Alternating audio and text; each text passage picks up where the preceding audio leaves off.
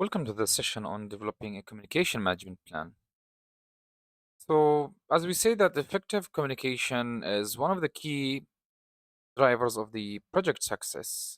A well-structured communication management plan ensures that the right information reaches the right stakeholders at the right time, preventing misalignment and enhancing the collaboration.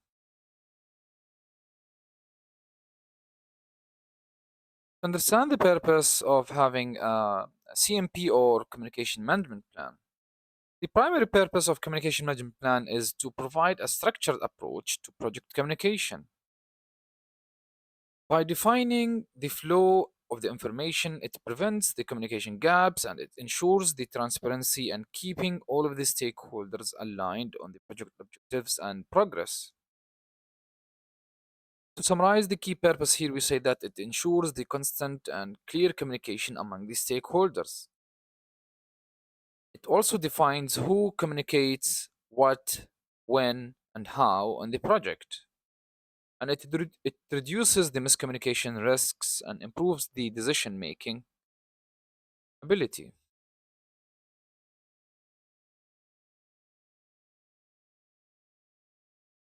The key components here when developing a communication management plan contains mainly the goals or the communication objectives, which contains the goals and expected outcomes of the project communication. Might also have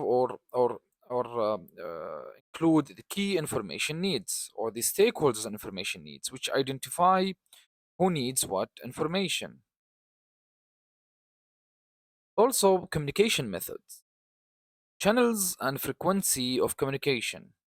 Also, the type of communication, whether it's a pull or push, it's a formal or non-formal communication, as well as the roles and responsibilities when you have to assign the communication responsibilities. Escalation process. And this component, in case if you have any urgent communication issues or urgent communication requests, you need to have this escalation process for which helping handling the urgent communications. Also, the monitoring and updates, which keeping the communication management plan relevant throughout the project.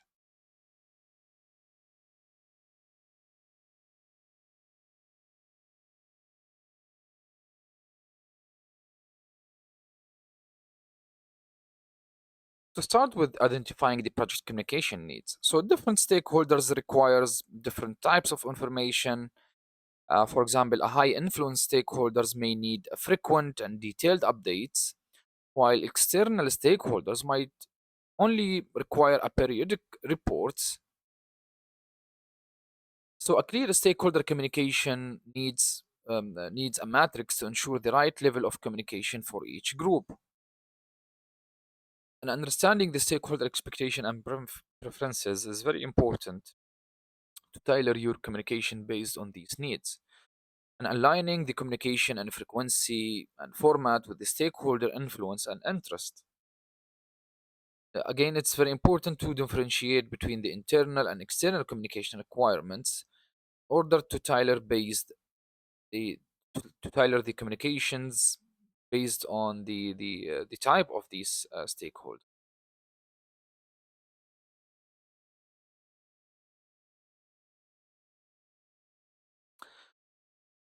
Next, we have defined communication channels and techniques as the next component. So we say that we need to define the right communication channels with the stakeholders and understand their needs, whether they need it in a formal communication such as reports or meeting or official memos. It also can be an informal communication such as the email or chats or discussions. We have also the push communication and the pull communication. We say the push communication, which can be accessed. Um, I mean the pull communication, which can be accessed by the stakeholder at any time they want, like the dashboards or document repositories, which are retrieved by the stakeholders. push communication as the emails, the messages, or the newsletter which is sent to the stakeholders. Interactive communication like live discussions, meeting, and video calls. So choosing the right communication channel is essential for effectiveness.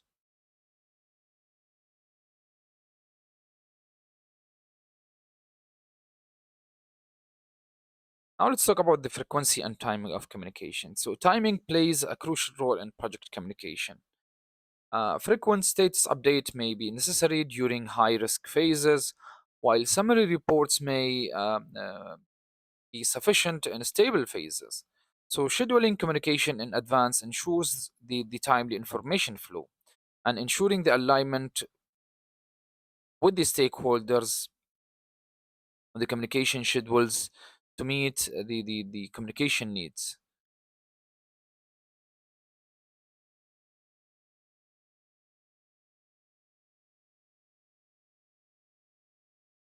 How about assigning the roles and responsibilities? So clearly defining roles or clear defined roles and responsibilities in the communication management plan ensures the accountability.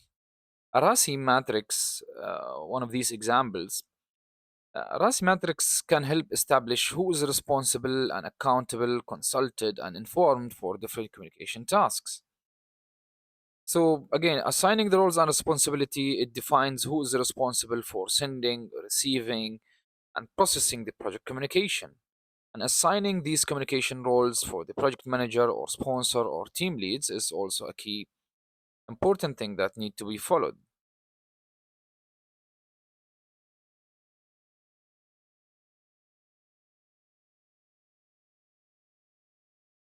Communication is escalation process. So an escalation process ensures that the communication gaps or conflicts are addressed promptly, defines when and how to escalate an issue, ensuring that decision makers are informed at the right time.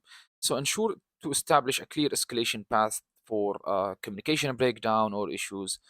Also setting a response time expectation for urgent and non-urgent issues, as well as you need to set who needs to be informed or engaged at each escalation level. Finally, we have a component here, which is monitoring and updating the communication management plan. So a communication management plan is not a static document or it's not a static plan. It must evolve based on the project changes and stakeholder feedback. So regular reviews will ensure that the communication remains effective throughout the project lifecycle. So ensure to regularly review the communication management plan and adapt to any project changes, as well as try to conduct a stakeholder feedback sessions to refine the communication methods in case if a stakeholder has a different need or has a changing need. You need to tailor based on these requirements. So aligning the communication plan with the project performance report and lessons learned is also a key concept here. And to summarize the session on the developing the communication management plan, so we said a well-developed communication plan ensures that the information flows efficiently and the stakeholders remain engaged and the project objectives are met. By clearly defining communication methods, roles, escalation procedures, projects can prevent miscommunication issues and enhances overall success. And the CMP defines the what, the when, the how, and to whom the communication will occur. Again, selecting the appropriate communication channels and frequency ensures the clarity, while assigning communication roles and escalation enhances the accountability. Continuous monitoring and updates keep the communication management relevant.